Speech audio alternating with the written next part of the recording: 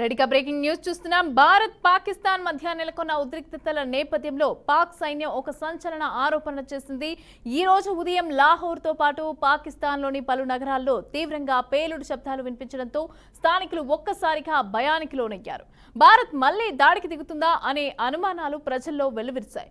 ఇదే సమయంలో పాక్ సైన్యం మీడియా విభాగమైన ISPR శక్తివంతమైన ఆరోపణ చేస్తూ ఈ పేలుళ్లకు భారతదేశమే బాధ్యత అని ప్రకటించింది. అంతేకాకుండా భారతదేశానికి చెందిన 12 డ్రోన్లను తామే కూల్చేశామని వెల్లడించింది. ఈ దాడిలో లోహార్ పాకిస్తాన్కి చెందిన 1600 కోట్ల రూపాయల ఆస్తి నష్టం జరిగినట్లుగా వెల్లడించారు.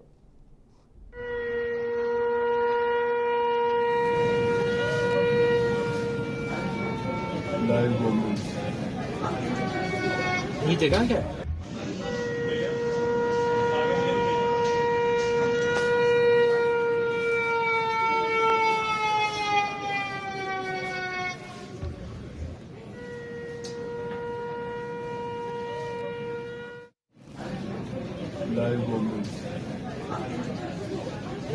है?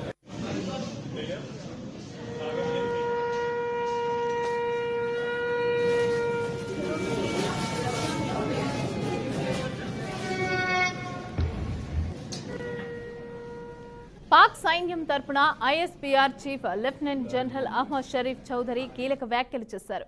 కరాచీ, లాహోర్, రావల్పిండి, గుజ్రాన్వాలా, అటాక్, బహవల్పూర్ వంటి ప్రధాన నగరాలపైన డ్రోన్ దాడులు జరిగాయని తెలిపారు. ఈ డ్రోన్ దాడుల నేపథ్యంలో పాకిస్తాన్ విమానాశ్రయాల అథారిటీ లాహోర్, కరాచీ, ఇస్లామాబాద్, ఫైసలాబాద్, సియాల్కోట్ వంటి కీలక విమానాశ్రయాల్లో కూడా విమానాల రాకపోకలను తాత్కాలికంగా నిలిపివేసినట్లుగా పాక్ పేర్కొంది. దీనికి సంబంధించి నోటీస్ టు ఎయిర్మెన్ ద్వారా అన్ని విమానయాన సంస్థలకైతే సమాచారం అందించారని తెలియజేశారు.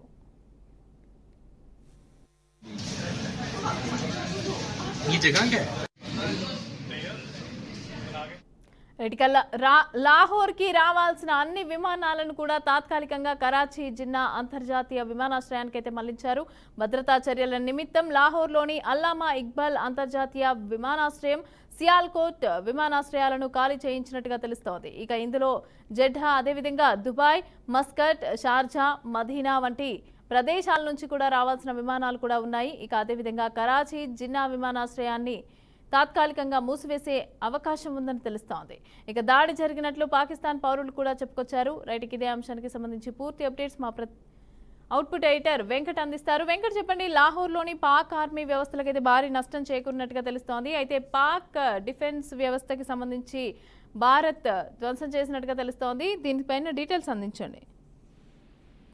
పాకిస్తాన్ పై భారత దాడులు కొనసాగుతూనే ఉన్నాయి. ఎందుకంటే ఆపరేషన్ సింధూర్ తర్వాత పాకిస్తాన్ నుంచి రిటాలియేషన్ వచ్చినప్పుడు కూడా ఆర్మీ పోస్ట్ వైపుకి కాల్పులు కొనసాగుతూ ఉన్నాయి. సో ఈ విధంగా అంటే కన్సిస్టెంట్ గా ఈ విధంగా జరుగుతున్న నేపథ్యంలో భారత డ్రోన్ దాడి చేసింది. ఆల్మోస్ట్ లాహోర్ లో ఉన్నటువంటి పాకిస్తాన్ ఎయిర్ డిఫెన్స్ వ్యవస్థ మొత్తం కూడా ధ్వంసమయ్యేలాగా పనిచేసే పని లేకుండా స్పాటెడ్ గా సెలెక్టివ్ గా డ్రోన్స్ పంపించి బ్లాస్ట్లు చేయడం జరిగింది. సో దీనివల్ల ఏంటంటే అక్కడ ఉన్నటువంటి ఎయిర్ డిఫెన్స్ సిస్టమ్ మొత్తం కూడా స్మాష్ కుప్పకూలిపోయింది. ఒకసారి మనం చూడాల్సింది. ఎందుకంటే అంటే పాకిస్తాన్ చెందినటువంటి విమాన రాకపోకలకు సంబంధించి మొత్తం కూడా అదే ఎయిర్ డిఫెన్స్ వ్యవస్థ మీద బేస్ అయి ఉంటాయి. సో వాటిని బ్లాస్ట్ చేసి ధ్వంసం చేశారంటే ఏంటంటే ఇంకా ATC ఎయిర్ ట్రాఫిక్ కంట్రోల్ సంబంధించి సంబంధాలు మొత్తం కూడా అంటే ఒక విమానం నుంచి విమానం సంబంధించిన సమాచారం మరో ఎయిర్పోర్ట్ కి చేరటంగా లేదంటే ఎయిర్పోర్ట్ నుంచి మరో సమాచారం కానీ వెళ్ళే పరిస్థితి ఉండదు కాబట్టి ఆ సమీప ప్రాంతాల్లో.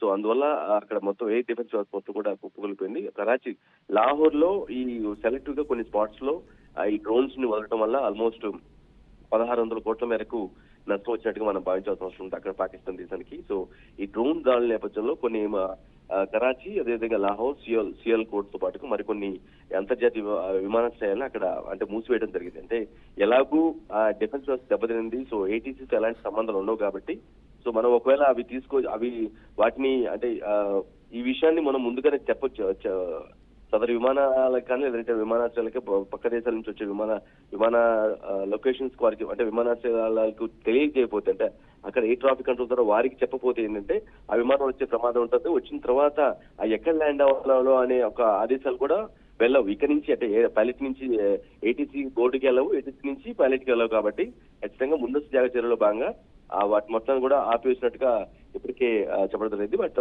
పాకిస్తాన్ మాత్రం తాము ఇప్పుడు దాదాపు 10 నుంచి 15 భారత డ్రోన్లని కూల్చివేసామని చెప్పుకుంటుంది. బట్ జరగాల్సిన డ్యామేజ్ మొత్తం కూడా ఆల్రెడీ కంప్లీట్ గా జరిగిపోయింది. సో అక్కడ పాకిస్తాన్ లాహోర్లలో ఏదైతే కొంత పాకిస్తాన్ దేశానికి చెప్పుకుంటున్న బలమైన నగరాలు, ఆర్థికంగా ఉన్నటువంటి నగరాలు ఏవైతే ఉన్నాయో వాటి మీద ఇంపాక్ట్ పడే అవకాశం కనిపిస్తుంది ఈ డ్రోన్ ఎఫెక్ట్స్ వల్ల, డ్రోన్ దాడుల వల్ల. భారత్ మాత్రం చాలా స్పష్టంగా అందిన చోట, అంటే ఎక్కడ ఛాన్స్ ఉంటే అక్కడ దెబ్బ కొట్టేందుకు మాత్రం అన్ని ప్రయత్నాలు చేస్తూ ఉంది. సో దానికి కారణం కూడా పాకిస్తాన్ వ్యవహరిస్తున్న తీరే. పహల్గామ్ దాని నుంచి నిన్న జరిగిన ఆపరేషన్ సింధూర్ వరకు కూడా కంటిన్యూస్ గా వాళ్ళ తీరులో మార్పు లేకుండా అంటే ఆర్మీ పోస్టుల వెంట కాల్పులు తెగబట్టడం కావచ్చు, లేదంటే భారత భూభాగంలోకి చొచ్చుకొని రావడం కానీ, ఈ విధంగా రకరకాలుగా జరుగుతున్న నేపథ్యం మనం చూస్తూనే ఉన్నాం. సో దీన్ని మనం చూడాల్సిన అవసరం ఎంతైనా ఉంది. భారత్ లోనే అంటే ఇంకోటి ఏంటంటే పాకిస్తాన్ మనకన్నా సమాచారం ప్రకారం ఏంటంటే ఆల్మోస్ట్ భారతదేశంలో ఉన్నటువంటి 15 నగరాల్లో దాడులకి పాకిస్తాన్ ప్రయత్నిస్తుందనే ఒక ఇన్ఫర్మేషన్ కూడా మనకి జాతీయ మీడియాలో వైరల్ అవుతూ ఉంది. చైనాకు చెందినటువంటి బీవీఆర్ మిసైల్స్ దాడులు చేసేందుకు అంటే చైనా సహకారంతో బీవీఆర్ మిసైల్స్ అనేవి చైనా మేడ్ మిసైల్స్, వాటి ద్వారా దాడి చేసేందుకు భారత్ లో ఉన్నటువంటి S-400 ఎయిర్ డిఫెన్స్ వ్యవస్థని సమర్థంగా అంటే ప్రయత్నిస్తూ ఉంది. అంటే ఈ మిసైల్ ద్వారా ప్రయత్నిస్తూ ఉంది, కానీ భారత్ లో ఉన్నటువంటి S-400 ఎయిర్ డిఫెన్స్ వ్యవస్థ దాన్ని సమర్థవంతంగా అడ్డుకుంటుంది. అంటే జమ్మూ కాశ్మీర్, అమృత్సర్, పఠాన్కోట్, బఠిండా, లుధియానా, జలంధర్, చండీగఢ్, అవంతిపుర, భుజ్, బలోడితో పాటుగా పలు నగరాలపై దాడులకి పాకిస్తాన్ ప్రయత్నిస్తూ ఉంది. ఏదైతే చైనా సేకరిస్తున్నటువంటి బీవీఆర్ మిసైల్ దాడులతో అటెంప్ట్ మొత్తం కంప్లీట్ గా చేస్తూ ఉంది. కానీ మనకున్నటువంటి బలవంతమైన ఒక ప్రభావవంతమైనటువంటి ఎయిర్ డిఫెన్స్ వ్యవస్థ వల్ల వాటన్నిటి కూడా అడ్డుకొని అక్కడికక్కడికి ఆ మిసైల్స్ ని కూల్చివేసిన పరిస్థితి కనిపిస్తుంది. అఫ్ కోర్స్ దీన్ని బట్టి చూడండి, అంటే పాకిస్తాన్ అందిన మనం ఏ విధంగా అయితే భారత్ ఏ విధంగా అయితే పాకిస్తాన్ ని ఎట్టి పరిస్థితుల్లో మనకి ఛాన్స్ ఇవ్వకూడదు, మన భూభాగంలో రాకూడదు, మన జోలికి రాకూడదు, మరోసారి మన వైపు కన్నెత్తి చూడకూడదని ఎంత బలంగా కోరుకుంటున్నామో అటువైపు నుంచి కూడా రిటాలియేషన్ అంతే పవర్ఫుల్ గా ఉంది అని చెప్పుకోవాలి. ఎందుకంటే వారికి సహకరించే దేశాలు ఏదైతే ఉన్నాయో, చైనా కావచ్చు, లేదంటే టర్కీ కావచ్చు, కొన్ని ముస్లిం డామినేటెడ్ కంట్రీస్ ఏవైతే ఉన్నాయో వాటి సహకారంతో భారత్ పై యుద్ధ చర్యలకు కూడా సిద్ధమవుతున్న పరిస్థితి మనకి కనిపిస్తుంది. అఫ్ కోర్స్ అంటే డ్యామేజ్ కంప్లీట్ గా పాకిస్తాన్ కి మాక్సిమం మరి కంపారిటివ్లీ భారత్ కి చూసుకుంటే తక్కువ ఆస్తి నష్టం, తక్కువ ప్రాణ నష్టం జరిగే అవకాశం ఉంటుంది. బట్ పాకిస్తాన్ కి మాత్రం భారత్ కొట్టే ప్రతి దెబ్బ కూడా పెద్ద మొత్తంలో ఆస్తి ప్రాణ నష్టాలు జరగడానికైతే అన్ని ఆస్కారాలు ఉన్నాయి మమత. రైట్. అదేవిధంగా చూసుకుంటే ఈ ఉద్రిక్తతల నేపథ్యంలోనే పాకిస్తాన్ టెర్రరిస్ట్ గ్రూప్ ఒక లేఖ విడుదల చేసినట్టుగా తెలుస్తోంది. ఆల్ ఖైదా భారత్ ముస్లింలను అంతా కూడా లక్ష్యంగా చేసుకొని తమంతా కూడా ప్రతీకారం తీర్చుకుంటామని చెప్పి లేఖ రాసినట్టుగా తెలుస్తోంది. మరి దీనికి సంబంధించి ఏ విధంగా భారత్ తీసుకునే అవకాశం ఉందంటారు? రైట్. టెర్రరిస్ట్ గ్రూపులు అన్ని కూడా ఖచ్చితంగా భారత్ పైకి విషం చిమ్మే ప్రయత్నం ఉంటుంది. ఎందుకంటే ఆ గ్రూప్ బేస్ మొత్తం కూడా పాకిస్తాన్ లోనే ఉంటుంది. అది అల్ ఖైదా కావచ్చు, జైష్ మహమ్మద్ కావచ్చు, లష్కర్ తోయిబా కావచ్చు, TRF కావచ్చు, ఇలా రకరకాల ఉగ్రవాద సంస్థలు వీటన్నిటికి కూడా బేస్ మూలాల ఆధారం మొత్తం కూడా పాకిస్తాన్ తో రిలేటెడ్ ఉంటుంది. కాబట్టి ఖచ్చితంగా పాకిస్తాన్ పై దాడి జరుగుతుంది అంటే దాన్ని ఆ ఉగ్రవాద సంస్థలు సహించవు. ఖచ్చితంగా ఈ మళ్ళీ అటాక్ చేస్తాము, సైలెంట్ గా మౌనంగా ఉండమని చెప్తూనే ఉంటుంది. సో ఆల్రెడీ 2-3 సంవత్సరాల నుంచి తాజాగా అల్ ఖైదా ఏదైతే ఒకనొక గడగలాడించినటువంటి అల్ ఖైదా ఉగ్రవాద సంస్థ, అదే ఉసామా బిన్ లాడెన్ చనిపోయిన తర్వాత ఎవరైతే బాధ్యత చేపట్టారో ఇప్పటికీ యాక్టివ్ గానే ఉంది. బట్ అప్పుడున్నంత యాక్టివ్ కాదు అల్ ఖైదా సంస్థ. బట్ ఇప్పటికీ అండర్ కరెంట్ గా కొనసాగుతుంది. బట్ చెప్పేందుకు అంటే వాళ్ళు ఒక వార్నింగ్ ఇవ్వడానికి మాత్రం ఇట్లా ఈ విధంగా ఒక ప్రకటన ద్వారా మీరంతగానే చాలా స్పష్టంగా భారత్ ని మేము వదిలిపెట్టాం, ప్రతీకార దాడులు చేస్తామని ఒక హెచ్చరిక అయితే దాడి చేసింది. అఫ్ కోర్స్ వాటిని ఏ విధంగా ఎదుర్కోవాలి ఏంటి అనేది త్రివిధ దళాలు కావచ్చు, లేదంటే జాతీయ భద్రతా సలహాదారు అజిత్ దోవల్ కావచ్చు, రక్షణ హోంశాఖలు ఇవన్నీ కూడా చాలా పవర్ఫుల్ గా ఎటువంటి ఉగ్రవాద సంస్థల బెదిరింపులకు లొంగేది లేదని వాళ్ళు కూడా చాలా స్పష్టంగా కౌంటర్ ఇచ్చిన పరిస్థితి కనిపిస్తుంది. సో మనకు తెలిసిందే మసూద్ అజార్ అనే వ్యక్తి జైష్ మహమ్మద్ ఉగ్రవాద సంస్థకి లీడ్ చేస్తూ ఉన్నారు. అతను ఇప్పటికీ స్టిల్ బతికే ఉన్నారు. ఆయనకు సంబంధించినటువంటి మనం భారత్ చేసినటువంటి ఆపరేషన్ సింధూర్ దాడిలో ఆల్మోస్ట్ ఆయన మసూద్ అజార్ కి చెందినటువంటి 10 మంది దాకా చనిపోయారు. ఆ 10 మందిలో వాళ్ళ సోదరుడు రవూఫ్ ఆజార్ అనే వ్యక్తి కూడా హతమయ్యాడు. సో దీన్ని మసూద్ అజార్ తట్టుకోలేకపోతున్నాడు. అంటే తన కుటుంబ సభ్యుల్ని చంపేశారు, దీన్ని నేను ఎట్టి పరిస్థితుల్లో సహించను, దీనికి ప్రతీకార దాడి ఉంటుంది, మిమ్మల్ని ఏ విధంగా అయితే ఎదుర్కోవాలో మాకు తెలుసు అంటూ ఒక చిన్న లెటర్ కూడా రిలీజ్ చేయడం జరిగింది. ఆ లెటర్ కూడా ప్రస్తుతం సోషల్ మీడియాలో వైరల్ అవుతుంది. భారత్ దాడిలో దాదాపు 14 మంది అంటే అజార్ చెందినటువంటి 14 మంది కుటుంబ సభ్యులు చనిపోగా వారిలో ఈ ఇతను రవూఫ్ అజార్ కూడా ఉన్నారు. అంతేకాదు అతని అంత్యక్రియల్లో పాక్ ఆర్మీ ఐఎస్ఐ మెంబర్లు కూడా పాల్గొనడం విశేషం. అంటే ఆ విషయం అంటే ఎంత దారుణంగా సపోర్ట్ చేస్తున్నారు పాకిస్తాన్ అని చెప్పడంకు ఇది ఒక లివింగ్ ఎగ్జాంపుల్ గా భావించాల్సిన అవసరం ఉంది.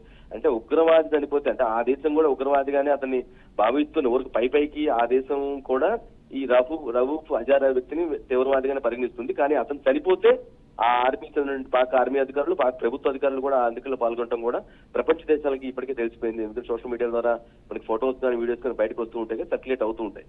సో ఇతను యాక్చువల్ గా IC 814 కాందహార్ లో ఒకప్పుడు గతంలో మనకు హైజాక్ ఘటన జరిగింది. భారత యొక్క ఫ్లైట్ ని గతంలో 1984 ఆ సమయంలో హైజాక్ చేయడం జరిగింది. పఠాన్కోట్ టెర్రర్ అటాక్ కావచ్చు, లేదంటే పార్లమెంట్ పై దాడి ఘటనలో కావచ్చు, వీటన్నిటిలో కూడా ఈ మసూద్ అజార్ సోదరుడు రవూఫ్ అజార్ కూడా ఒకతను నిందితుడిగా ఉన్నాడు. సో ఇతను కూడా ఆపరేషన్ సింధూర్ దాడిలో చనిపోయాడు. సో ఈ విధంగా ఏంటంటే ఉగ్రవాద సంస్థలు అన్ని కూడా కంప్లీట్ గా తమకేదో అన్యాయం జరిగిపోయింది, దేశం పైన అంటే ఇంత స్ట్రాంగ్ గా వాళ్ళు రిటాలియేట్ అవడానికి అక్కడ ఉగ్రవాద సంస్థల నుంచి ఇంత స్ట్రాంగ్ గా రెస్పాండ్ అవడానికి ఖచ్చితంగా పాకిస్తాన్ ప్రభుత్వంతో ఆర్మీతో సత్సంబంధాలు ఉంటే మాత్రమే ఈ విధంగా నేరుగా ఓపెన్ గా లెటర్స్ రాయడం కావచ్చు, లేదంటే స్టేట్మెంట్లు ఇవ్వడం కావచ్చు, ఈ విధంగా జరుగుతూ ఉంటుంది. సో ఈ వీళ్ళ లెటర్స్ ఇట్ సెల్ఫ్ లేదంటే వీళ్ళ ఓట్స్ ఇట్ సెల్ఫ్ ఏంటంటే చాలా స్పష్టంగా చెప్తూ ఉన్నాయి. పాక్ ఆర్మీ పాక్ ప్రభుత్వం ఉగ్రవాదులు ఒకటి వేరు కాదు, వారంతా ఒకటే అన్న సంకేతాన్ని అయితే ప్రపంచ దేశాలకి కనిపిస్తుంది. ఇదే విషయం కూడా భారత్ అన్ని దేశాలు ప్రపంచం ముందు పెట్టే ప్రయత్నం అయితే చేస్తూ ఉంది మమత. రైట్. అదేవిధంగా చూసుకుంటే ఇప్పుడు అందరు ముస్లింలు అందరూ కూడా చేతులు కలిపి అంటే ఒక పాకిస్తాన్ మాత్రమే కాదు మిగతా దేశాల్లో ఉన్న ముస్లిమ్స్ అందరూ కలిసి కూడా భారత్ పైన ప్రతీకారం తీర్చుకోవాలి అనేసి అని చెప్పి అయితే అందరం కలిసి భారత్ పైన పోరాడదాము, ప్రతీకారం తీర్చుకుందాం అనేసి అని చెప్పి పాకిస్తాన్ చెప్తారు.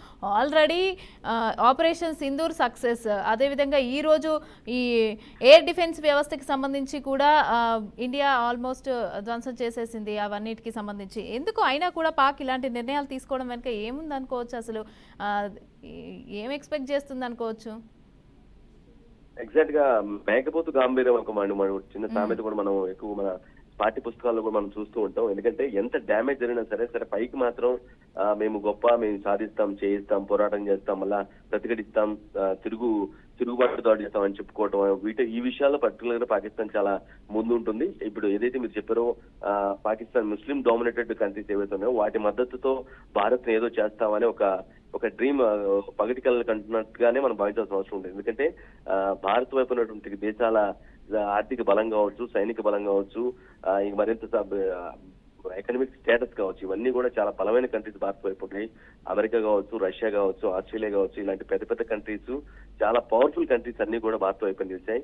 వాళ్ళు పాకిస్తాన్ వైపు పనిచేసేది మహాగణపతి చైనా పనిచేస్తుంది. అఫ్కోర్స్ చైనా మనతో కంపారిటివ్ గానే ఉండొచ్చు, బట్ సైనిక పరంగా మనకంటే బెటర్ కూడా ఉండొచ్చు చైనా. కానీ కంప్లీట్ గా చైనా పాకిస్తాన్ కి మద్దతు ఇచ్చి ప్రపంచ దేశాల ముందు దొరికిపోతుందని మనం భావించిన అవసరం లేదు. ఎందుకంటే వాళ్ళకి భవిష్యత్తు ముఖ్యం కాబట్టి చైనా అక్కస్ ఎప్పుడు కూడా భారత ప్రత్యామ్నాయ శక్తిగా ఎదుగుతుంది. అంటే చైనాని బీట్ అవుతుంది, ఆ జనాభా పరంగా కావచ్చు, లేదంటే జీడిపి పరంగా కావచ్చు, భారత్ చైనాని మించిపోతుంది అనే ఒకే ఒక అక్కస్ మాత్రమే చైనాకు ఉంటుంది. సో దాన్ని ఆ బేస్ లో భాగంగానే మేబీ ఇండైరెక్ట్ గా పాకిస్తాన్ కి సపోర్ట్ చేసే అవకాశం కనిపిస్తుంది. అవి కాకుండా మిగతా కంట్రీలు ఏవి చేసినా సరే అవి చాలా చిన్న కంట్రీస్, వాటికి అంత సమర్థవంతత అంత బలమైనటువంటి పటుత్వం ఉండే పరిస్థితి ఎట్టి పరిస్థితులు లేదు. సో ఎలా కంపారిటివ్ చేసుకున్నా ఇదిగా ఈ విధంగా మేము ఏం చేస్తాం, ఏదో ఒకటి చేయగలుగుతాం, దీన్ని క్షమించం, తిరుగుబాటు చేస్తామని పైకి చెప్పిన మాటల వల్ల ఒరిగేదే ఉండదు. బట్ భారత్ మాత్రం అన్ని విధాల ఈవెన్ నిజానికి సిచ్యువేషన్ పరిస్థితులు ఉన్నటువంటి భారత ప్రభుత్వం వేరే దేశాల సపోర్ట్ కూడా తీసుకోవాల్సిన అవసరం లేదు, మనమే ఎదుర్కోగలం బలంగా. పాకిస్తాన్ లాంటి కంట్రీ మన దేశం, మన రాష్ట్రంలో ఉన్నటువంటి ఒక చిన్న యూపీ రాష్ట్రంతో సమానం అని చాలా బలంగా చెప్తున్న పరిస్థితుల్లో కొంత ప్రభుత్వం కూడా స్ట్రాంగ్ గానే ఉంది, విల్లింగ్ గా ఉందని భావించాల్సిన అవసరం ఉంటుంది. రైట్. అదేవిధంగా వెంకట్, ఇండియన్ ఆర్మీ చీఫ్ కూడా కొన్ని వ్యాఖ్యలు చేశారు. అంటే ఇది ఓన్లీ ట్రైలర్ మాత్రమే, సినిమా ఇంకా ముందుంది అని. అయినా ఈ టైంలో మళ్ళీ అలా చెప్పినాక, అంత మంచి వార్నింగ్ ఇచ్చినాక కూడా పాక్ ఈ రకంగా దాడులు చేయడం వెనుక మరి ఇండియా ఎలాంటి నిర్ణయాలు తీసుకునే అవకాశం ఉందంటారు ఇండియన్ ఆర్మీ? వాళ్ళ తీరు ఎప్పటికి కూడా సేమ్ అలానే కొనసాగుతూ ఉంటుంది. ఎందుకంటే అది పాక్ ఆర్మీ కావచ్చు, లేదంటే పాక్ మద్దతు ఇచ్చిన ఉగ్రవాదులు కావచ్చు, వ్యక్తులు ఎవరైనా సరే వాళ్ళ తీరు మాత్రం సేమ్ అలానే ఉంటుంది. మారే పరిస్థితి ఉండదు.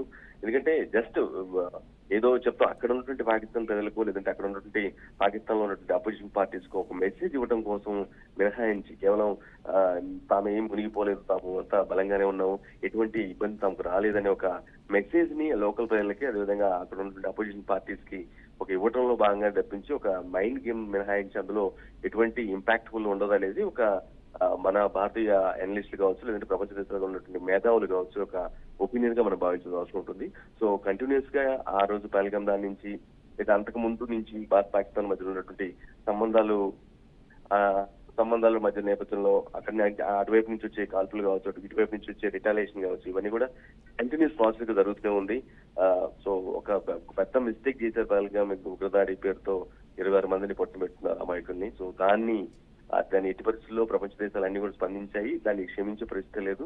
పాకిస్తాన్ పై ఎటువంటి చర్యలు తీసుకున్నా సరే తామంతా మద్దతుగా ఉంటామని చెప్పి ఇప్పటికే మెజారిటీ దేశాలన్నీ కూడా భారత వైపు నిలిచాయి కాబట్టి, సో వాళ్ళు ఎటువంటి అటెంప్ట్ చేసినా సరే అది పెద్దగా ఫ్రూట్ఫుల్ అవ్వదు. ఖచ్చితంగా అది అప్సెట్ అవుతుంది, డౌన్ ఫాల్ అవుతుంది. Right, thank you Venkat, thanks for the updates.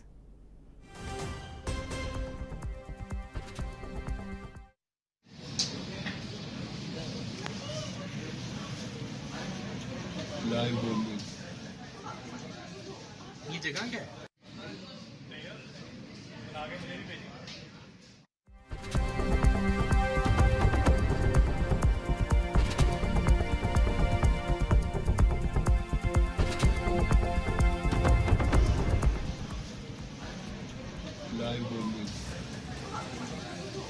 ये जगह क्या है?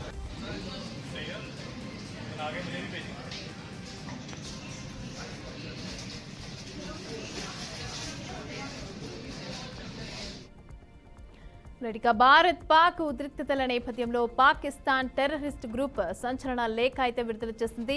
ఆల్ ఖైదా భారత్ ముస్లింలను లక్ష్యంగా చేసుకుంటోందని, తాము ఖచ్చితంగా ప్రతీకారం తీర్చుకుంటామని ఉగ్ర సంస్థ ఆల్ ఖైదా హెచ్చరించింది. ఎన్నో దశాబ్దాలుగా ముస్లింలు, ఇస్లాంలపైన భారత్ దాడులు చేస్తోందని అంటున్నారు. ఇక ఉపఖండంలోని ముస్లింలందరూ కూడా చేతులు కలిపి ఈ జిహాద్లో పాల్గొనాలని తెలిపింది. ఇక మోదీ నేతృత్వంలోని ప్రభుత్వం మనపై సైనిక, అదేవిధంగా రాజకీయ, సాంస్కృతిక దాడులు చేస్తోంది. అల్లా సహాయంతో భారత్ పైన పోరాటం చేస్తాం, ప్రతీకారం తీర్చుకుంటామని పేర్కొంది.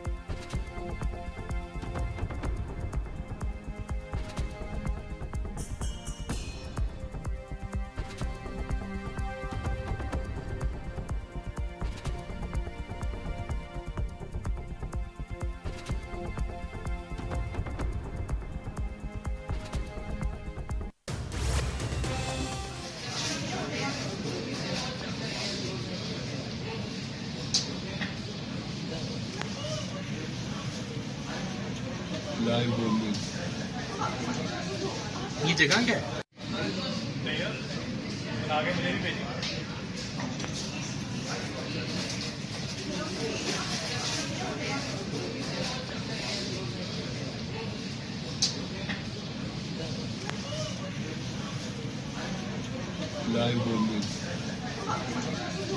ये जगह क्या है? భారత్ పాక్ ఉద్రిక్తతల నేపథ్యంలో పాకిస్తాన్ టెర్రరిస్ట్ గ్రూప్ సంచలన లేఖ అయితే విడుదల చేసింది. ఇక ఆల్ ఖైదా భారత్ ముస్లింలను లక్ష్యంగా చేసుకుంటోందని, తాము ఖచ్చితంగా ప్రతీకారం తీర్చుకుంటామని ఉగ్ర సంస్థ ఆల్ ఖైదా హెచ్చరించింది. ఎన్నో దశాబ్దాలుగా ముస్లింలు, ఇస్లాంలపైన భారత్ దాడులు చేస్తోంది. ఉపఖండంలోని ముస్లింలందరూ చేతులు కలిపి ఈ జిహాద్లో పాల్గొనాలి. మోదీ నేతృత్వంలోని ప్రభుత్వం మనపై సైనిక, రాజకీయ, సాంస్కృతిక దాడి చేస్తోంది. అల్లా సహాయంతో భారత్ పైన పోరాటం చేస్తాం, ప్రతీకారం తీర్చుకుంటాం అని పేర్కొంది. ఇక భారత్ పైన ప్రతీకారం తీర్చుకుంటామని ఆల్ ఖైదా అయితే లేఖలో స్పష్టంగా తెలిపింది. అయితే ఎన్నో దశాబ్దాలుగా ఇస్లాం పైన దాడులు చేస్తోంది భారత్ అంటూ కూడా ఆరోపిస్తోంది. ఇక ప్రపంచ దేశాలు మాతో చేతులు కలిపి జిహాద్లో పాల్గొనాలి అంటూ కూడా ఈ లేఖలో అయితే టెర్రరిస్ట్ గ్రూప్ అయితే సంచలన లేఖలో అయితే తెలపడం జరిగింది. ఇక భారత్ పైన ప్రతీకారం తీర్చుకుంటామని ఆల్ ఖైదా లేఖ విడుదల చేసింది.